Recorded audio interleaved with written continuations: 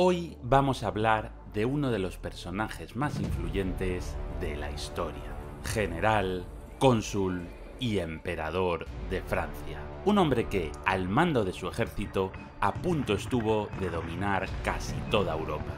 Hoy descubrirás sus orígenes, sus brillantes campañas militares, sus impresionantes victorias y también sus grandes errores. Todo ello acompañado de impresionantes mapas y dioramas militares con miles de miniaturas. Hoy se viene algo que no es épico, es epicardo. Hoy conoceremos a Napoleón Bonaparte. Toda historia tiene su comienzo, y para entender cómo Napoleón llegó a ser tan poderoso, debemos ir a sus orígenes. Nació en Córcega solo un año después de que la isla pasara de manos genovesas a manos francesas, por lo que en su casa se hablaba italiano. Su padre era abogado, un trabajo muy bien pagado en la época, por lo que se pudo permitir una buena educación para sus hijos, y los mandó a Francia. Al hermano mayor, José, lo mandó a estudiar para ser sacerdote, y a Napoleón, el segundo, lo mandó a la escuela militar de Brienne-le-Château. El pequeño Bonaparte aprendió allí a hablar francés como Dios manda, y destacó en asignaturas como matemáticas e historia, las cuales serían fundamentales en su carrera militar. Las matemáticas, y especialmente la trigonometría, es una disciplina fundamental para el uso de los cañones. Y es que Napoleón destacó especialmente por el brillante uso que hacía de la artillería. Después comenzó a estudiar en la Escuela Militar de París, especializándose, no podía ser de otra manera, en la rama de artillería, mientras que su hermano mayor, José, abandonaba los estudios eclesiásticos y comenzaba a estudiar Derecho. Y esto es muy importante, porque los contactos de José, que siempre fue con quien mejor congenió, le hicieron ascender en política. Comenzó entonces la Revolución Francesa, y básicamente se lió parda, y a Luis XVI acabaron cortándole la cabeza. El estallido de la Revolución provocó que se formara una coalición contra Francia, y prácticamente toda Europa le declaró la guerra a la Francia revolucionaria. Hasta entonces, Napoleón era un mindundi, pero cuando la ciudad de Tolón se rebeló contra los revolucionarios y fue ocupada por un ejército anglo-español, llegó el momento de Napoleón. Fue enviado, junto a miles de soldados más, a reconquistar la ciudad. Pero allí nadie sabía qué hacer para tomarla. El asedio se estancó, y Napoleón tenía mucho tiempo libre. Así que, en un momento de aburrimiento, escribió un panfleto revolucionario para levantar la moral de las tropas. El texto era tan bueno que decidieron nombrarlo comandante de artillería. Ya pudiendo mandar sobre las tropas, Napoleón se dio cuenta de que si conquistaban los fuertes de la punta de l'Aiglette, podrían poner una batería de artillería y obligar a los barcos anglo-españoles a irse. O si no se iban, los tendrían a tiro y podrían hundirlos. Cuando su plan se puso en marcha, triunfó instantáneamente. Los enemigos huyeron y Francia logró recuperar la ciudad. Napoleón había obtenido su primer éxito. Un éxito modesto, sí, pero su genio militar estaba empezando a despuntar. Entonces fue enviado a la frontera con Piamonte, donde no le dejaron hacer nada. Durante 2 años continuó en el ejército sin pena ni gloria, hasta que se produjo una rebelión monárquica en París. Una multitud de ciudadanos parisinos y 20.000 guardias nacionales que los apoyaban, hartos de la revolución y espoleados por conspiradores monárquicos, trataron de asaltar el Palacio de las Tullerías, la sede del gobierno. Si lograban tomarlo, muy probablemente cundiera el pánico, y la revolución se desmoronaría. Napoleón se puso al frente de los defensores. Solo contaba con 5.000 soldados y 40 cañones, los cuales utilizó para disparar metralla contra la muchedumbre, causando una enorme carnicería entre los asaltantes. que huyeron despavoridos. A pesar del terrible coste en vidas humanas, Napoleón había demostrado que sabía improvisar sobre la marcha, y sobre todo que no le temblaba el pulso. Desde luego que acabar con una turba de manifestantes, por muy violentos que sean, a cañonazos, no es algo que entre dentro de los estándares del mundo actual. Pero en una época tan convulsa como la Revolución Francesa, aquello le pareció genial a sus superiores, y Napoleón obtuvo una recompensa. Fue ascendido a general de división y, durante meses, bombardeó a sus superiores con ideas sobre cómo hacer avanzar al ejército en Italia. Allí, la guerra se había empantanado en aquel frente. Los ejércitos franceses, enfrentados a una alianza de piamonteses y soldados del Sacro Imperio, no lograban avanzar. Napoleón ideaba un plan tras otro y se los mandaba a sus superiores. Era tan pesado, tan brasas, tan cansino, que al final acabaron enviándole allí a ver qué lograba. Y lo que consiguió asombró a todos. Justo antes de marchar hacia Italia, Napoleón se casó con una aristócrata llamada Joséphine de Beauharnais.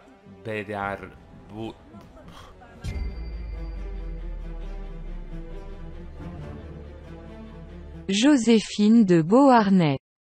Pues eso, que se casó y se fue a la guerra.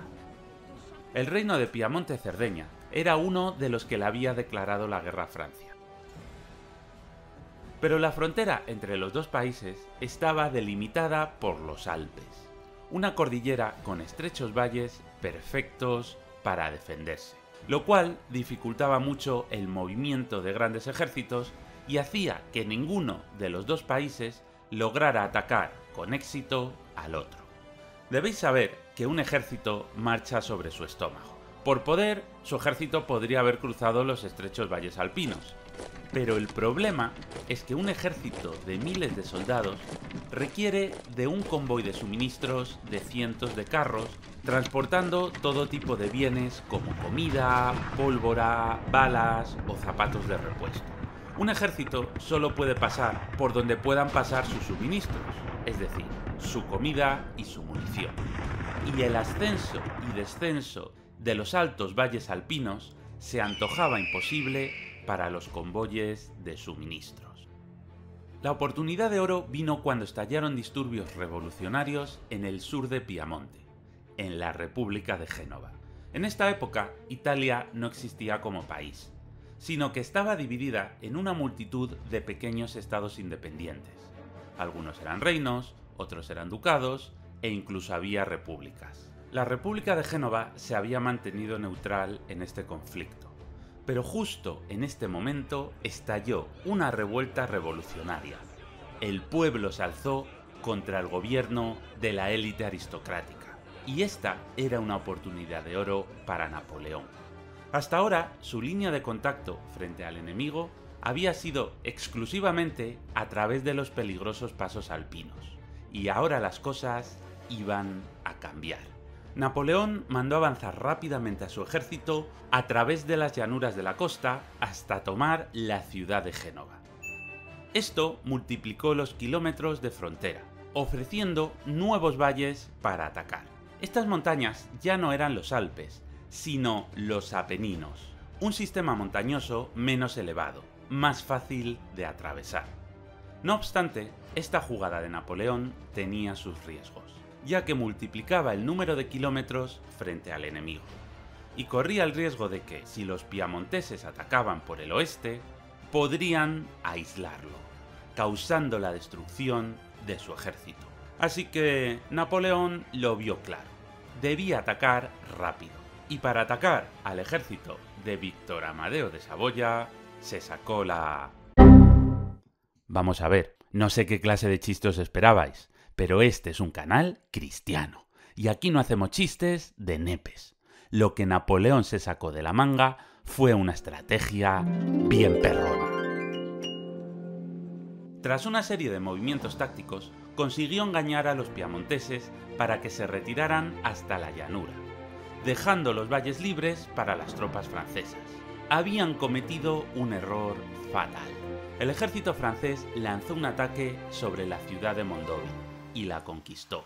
Con un ejército francés tan grande en plena llanura, los piamonteses retiraron a sus tropas fronterizas de los Alpes, ya que eran inferiores en número a los atacantes. Y esto permitió que Francia pudiera enviar refuerzos y suministros sin tener que dar un gran rodeo. Los ejércitos franceses comenzaron a avanzar hacia la capital. Piamonte, viendo que ya no podía defenderse del ejército francés, más grande y poderoso, pidió la paz. Napoleón había derrotado a Piamonte en solo 2 semanas.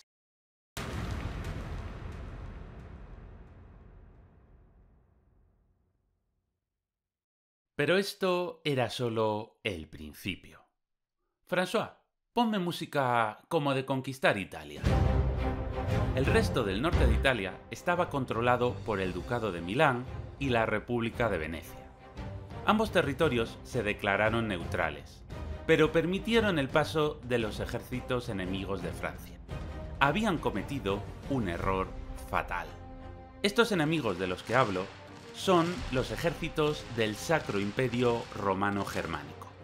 El Sacro Imperio era un enorme imperio, que había sido muy poderoso en la Edad Media, pero que ahora, dividido por tensiones internas, agonizaba. Era un enorme Frankenstein formado por aproximadamente unos 350 estados, cada uno con su ejército y cada uno con sus ambiciones políticas. El emperador, que era quien debía intentar coordinar a los ejércitos de los 350 estados, era, a su vez, el archiduque de Austria, el territorio más poderoso de todo el imperio. Los ejércitos imperiales estaban formados por una multitud de soldados de diversa procedencia, muchos de ellos procedentes de los múltiples territorios alemanes y otros muchos procedentes de Austria. Los ejércitos imperiales cruzaron sobre las neutrales Milán y Venecia, y contaban, a su favor, con la geografía. El norte de Italia es una amplia llanura encajonada entre los Alpes y los Apeninos. El río Po discurre por el centro, pero hacia él confluyen multitud de afluentes muy caudalosos. Estos afluentes impiden el avance desde el oeste hacia el este. El ejército imperial contaba con que los caudalosos ríos que bajaban hacia el Po pudieran frenar a Napoleón, pero se equivocaban. Tras una serie de impresionantes cruces, tomando algunos puentes al asalto o utilizando puentes de pontones, Napoleón se encontró con la defendidísima fortaleza de Mantua, donde se encerraron miles de soldados del Sacro Imperio dispuestos a resistir ante las tropas napoleónicas. Mientras tanto, la mayoría del ejército imperial se retiró hacia los Alpes. Napoleón se vio entonces ante una disyuntiva. Una opción era centrarse en asediar Mantua con todo su ejército, lo que haría que los imperiales pudieran atacar su retaguardia y aislarlo de refuerzos y suministros.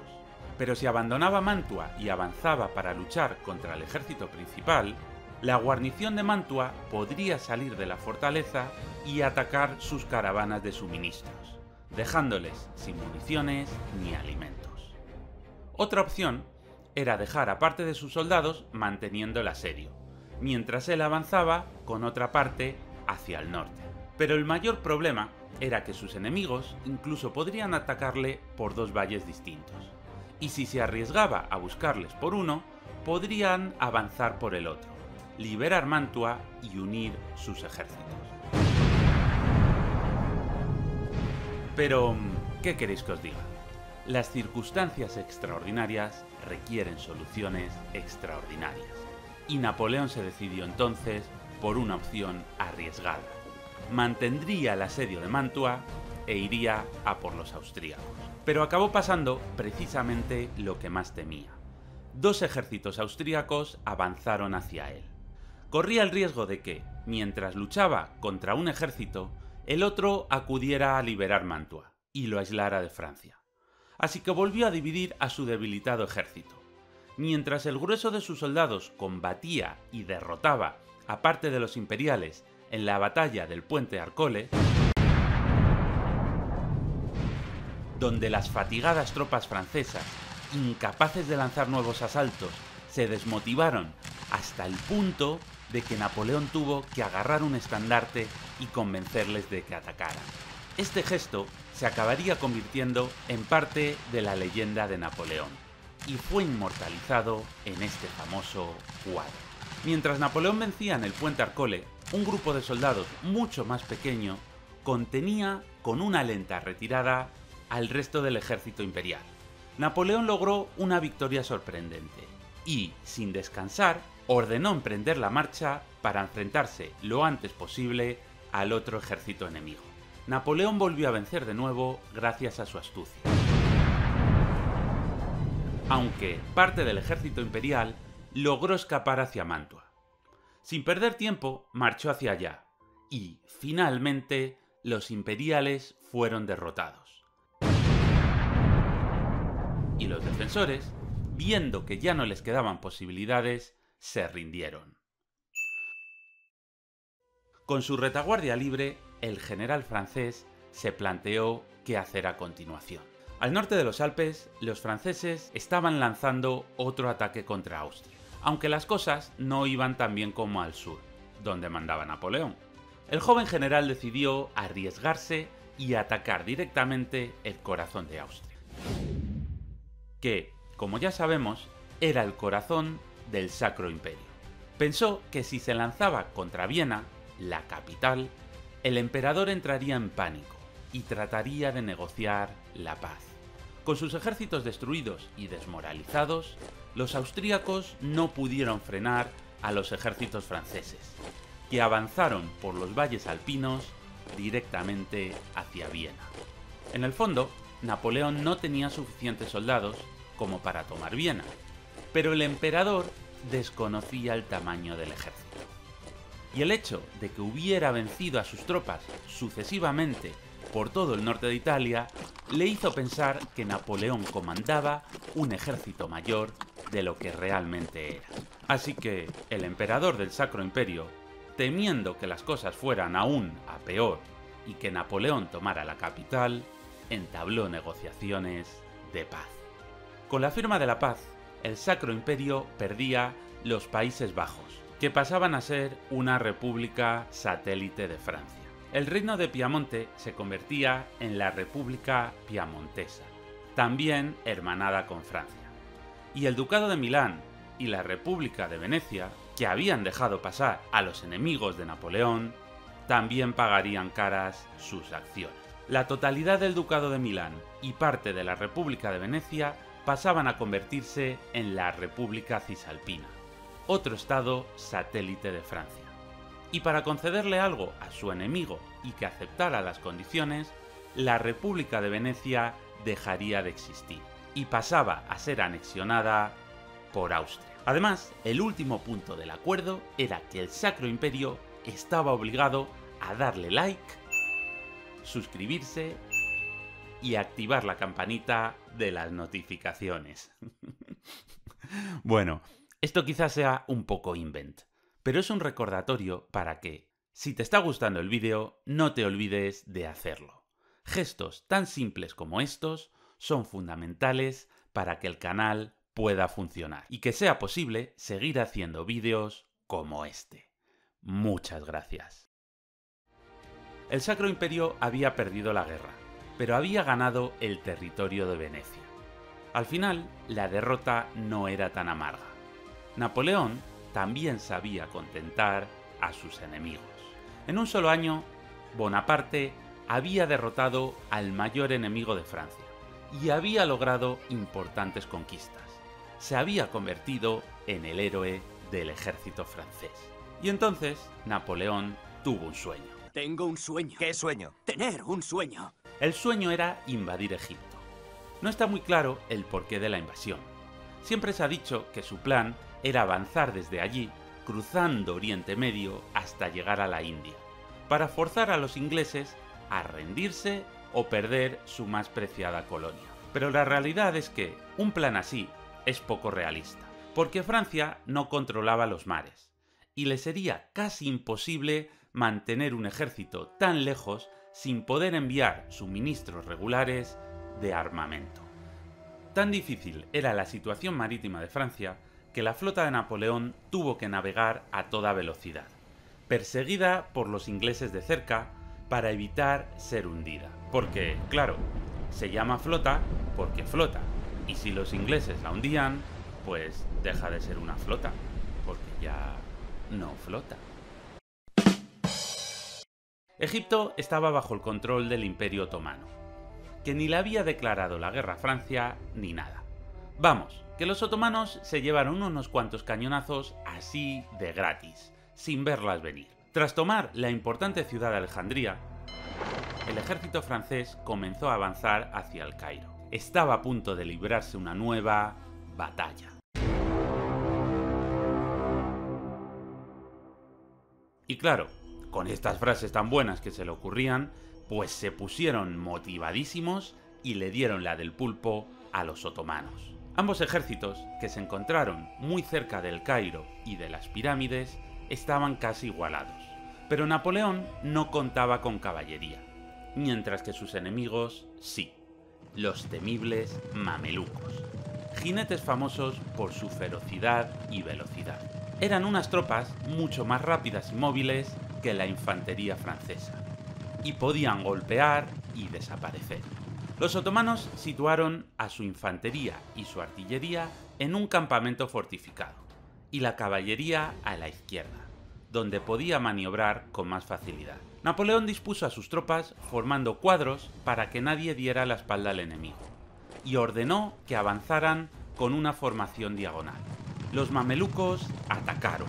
Su rápida caballería buscó golpear a los franceses por detrás, pero la formación en cuadro les negaba esta posibilidad. No había parte de atrás. Los enormes cuadros de infantería escupían balas por sus cuatro costados. Los mamelucos, a pesar de su velocidad, no habían previsto esta posibilidad y no disponían de armamento para enfrentarse a los miles de mosquetes franceses. Mientras tanto, un grupo de franceses también ocupó un pequeño poblado y también fueron atacados. Pero, parapetados en los tejados, lograron matar y dispersar a los mamelucos.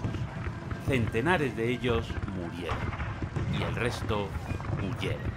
Los egipcios dispararon sus cañones desde el campamento fortificado, pero no lograron nada. Napoleón ordenó entonces el asalto. Un nuevo ataque mameluco hizo peligrar la ofensiva, pero los franceses se agruparon rápidamente en minicuadros, y la división de Napoleón acudió a rescatarlos, logrando salvarlos.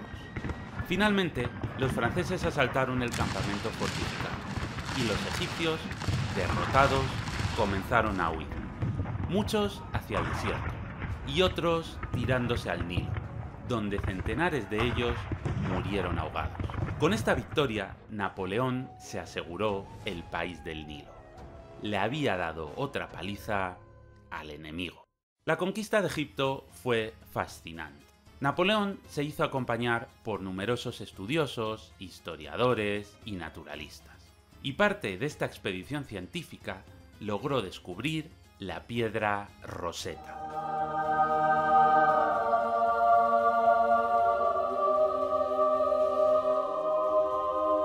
La piedra Rosetta es fundamental para la egiptología, porque esta inscripción es la que permitió descifrar los jeroglíficos.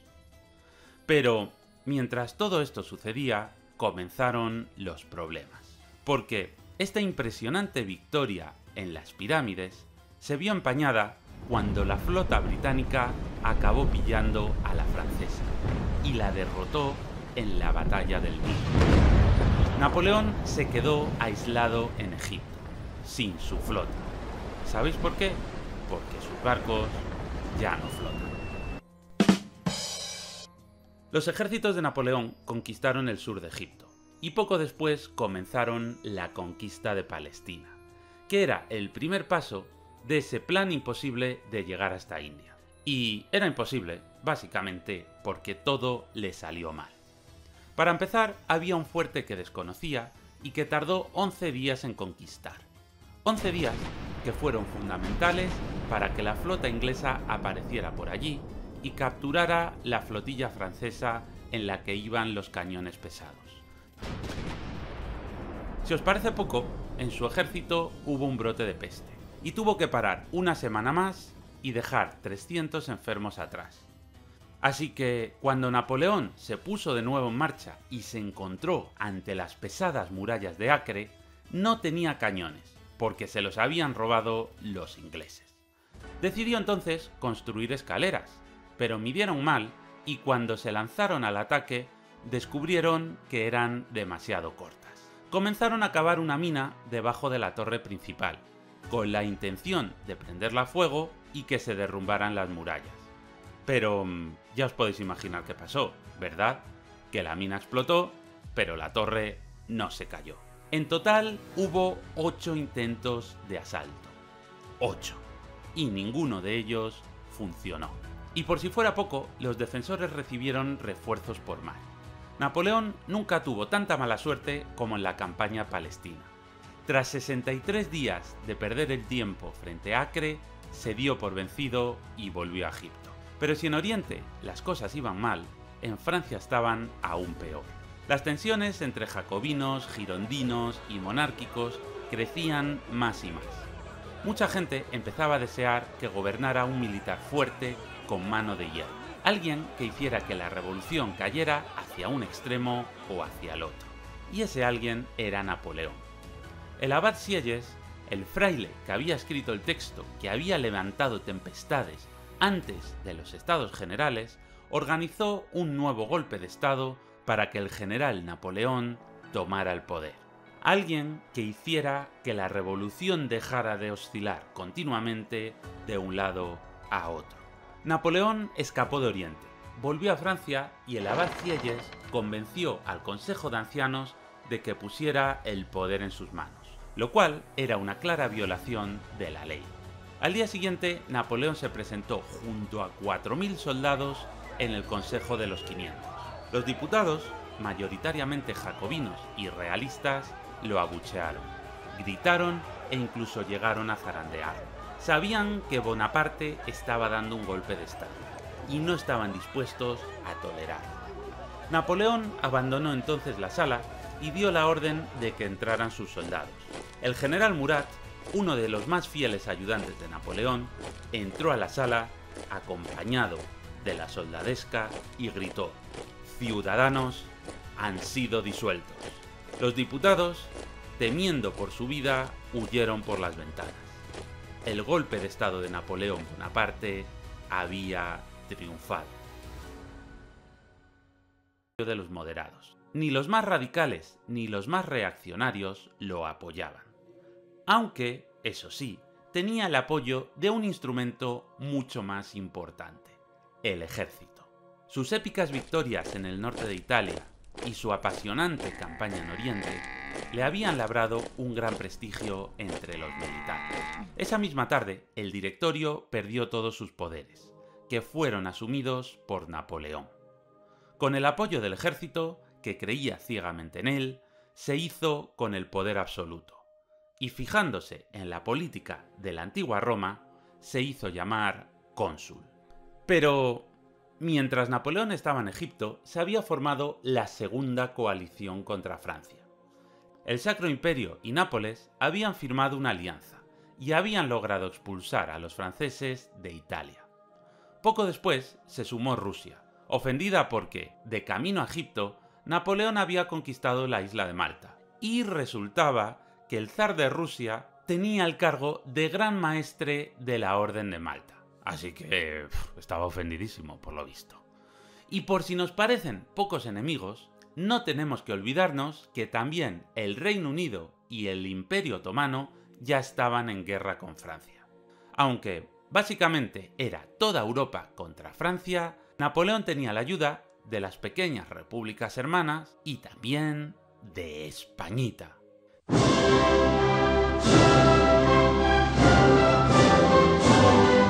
No es que el rey de España, Carlos IV, y Napoleón fueran amigos. Él era un rey absolutista. Pero como Gran Bretaña estaba en guerra con Francia y España se llevaba mal con Gran Bretaña y el enemigo de mi enemigo es mi amigo, les interesaba ser aliados. En el año 1800, Napoleón se lanzó a la reconquista del norte de Italia.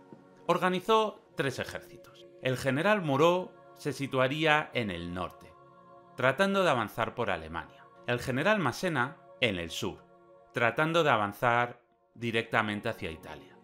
Y él, Napoleón, estaría en el centro, en los Alpes. Quizás os penséis que iba a repetir el truquito de atacar desde el sur, pero no. El Napo no se repite. François, ponme música como de volver a conquistar Italia. En primavera, Massena avanzó, y los austríacos los sitiaron en Génova.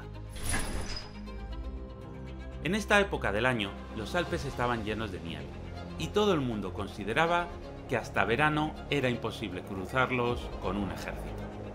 Pero lo que es imposible para otros, no lo era para Napoleón, que cruzó con su ejército los helados pasos montañosos, y se presentó de nuevo en la llanura del norte de Italia.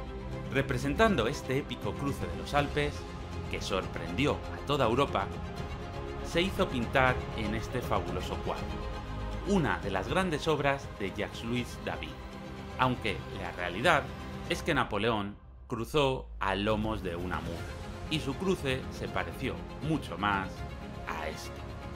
A pesar de estar en inferioridad numérica, los franceses derrotaron contundentemente a los imperiales en Marengo y Hohenlinden. Los miembros de la segunda coalición vieron que no estaban en condiciones de derrotar a Napoleón, que en solo 6 meses volvió a avanzar directamente hacia Viena. Nuevamente, el emperador del Sacro Imperio, viendo su capital amenazada, decidió firmar la paz. Esta nueva victoria francesa supuso el fortalecimiento de Francia. Todo el norte de Italia pasó a manos de los franceses, que se anexionaron los territorios fronterizos. La República Piamontesa desaparecía y pasaba a formar parte directamente de Francia. Lo mismo que sucedió con la República Cisrenana, que también fue absorbida por Francia. Y ahora el Gran Ducado de Toscana pasaba a ser el Reino de Etruria, bajo la órbita francesa. Básicamente, Napoleón había logrado en un par de años el sueño de los reyes franceses de los 3 últimos siglos: expandirse hacia el este y debilitar al Sacro Imperio. Así que, el 2 de agosto de 1802, victorioso, Napoleón organizó un plebiscito para convertirse en cónsul vitalicio, es decir, cónsul de por vida, o, en otras palabras, dictador. Y por supuesto que ganó el plebiscito. Si nos queremos creer los resultados publicados, más de 3,5 millones de personas votaron a favor, y solo unas 8.000 votaron en contra. No lo sé, Rick, pero parece falso. Aunque, sea como sea, la realidad es que Napoleón se asentó en el poder. Su popularidad era indiscutiblemente muy grande.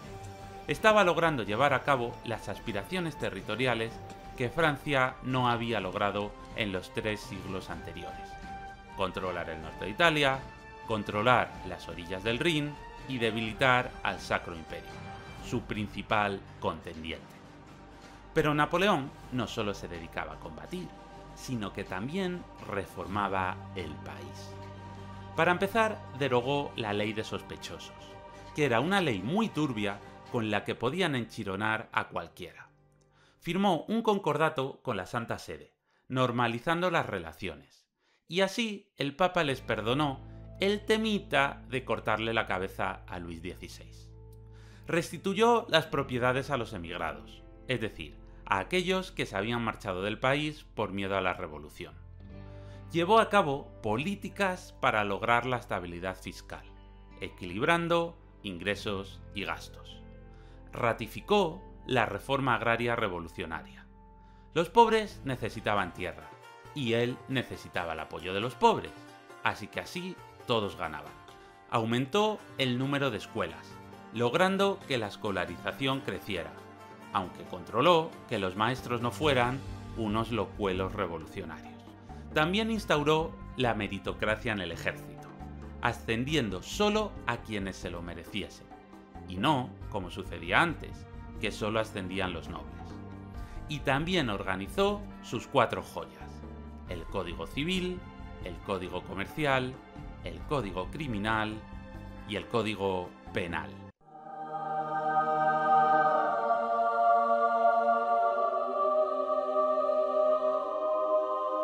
Estos códigos eran gloria bendita, claros y concisos, los mejores códigos legales que se habían hecho hasta el momento. Es decir, Napoleón instauró un sistema moderado, asimilando algunos aspectos de la Revolución Francesa, pero desde un punto de vista burgués. Y para tenerlo todo controladito, instauró un cuerpo policial muy potente, y se encargó de que se asesinara a sus enemigos.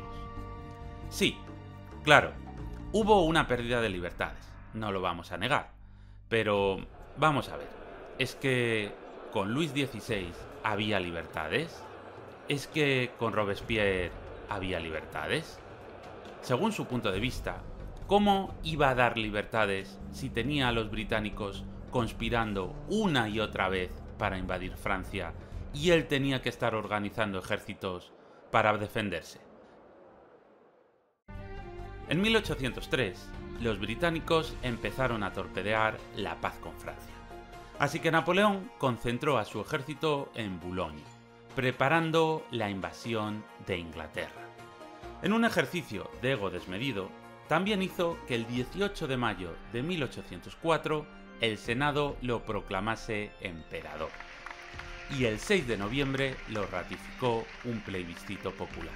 Sí, de nuevo, nos queremos creer sus datos, esta vez más de 3,5 millones de franceses votaron a favor de su dignidad imperial, frente a solo unos 2.500 que votaron en contra.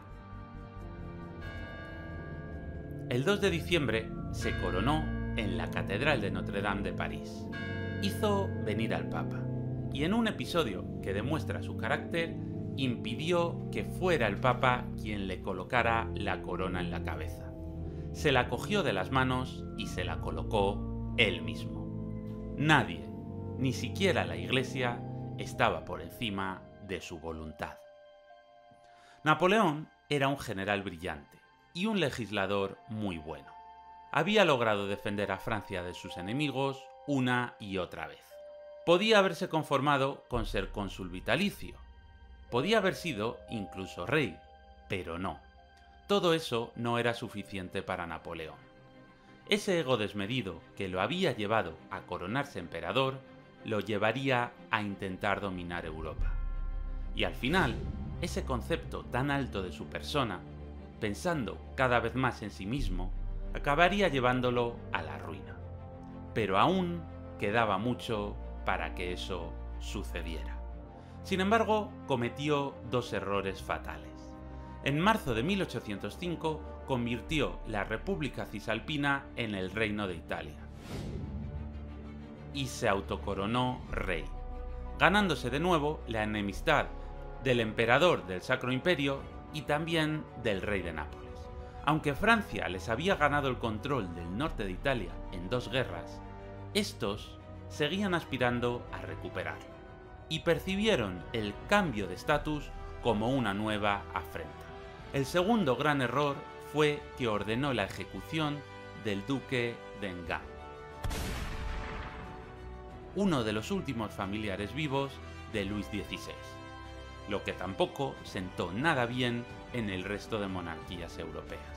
Así que gran parte de los monarcas del continente vieron que las ambiciones de Napoleón parecían no tener fin. Los británicos hicieron movimientos diplomáticos por toda Europa y consiguieron ganarse el apoyo del Sacro Imperio, de Nápoles, de Rusia, de Sicilia y de Suecia. Casi toda Europa estaba contra Napoleón. La tercera coalición se estaba cerrando. Suecia y el Reino Unido atacarían Hannover, mientras que Rusia atacaría Baviera, aliada ahora con Napoleón. Y el Sacro Imperio y Nápoles atacarían Italia. Se trataba de un triple ataque imposible de parar. O quizás no.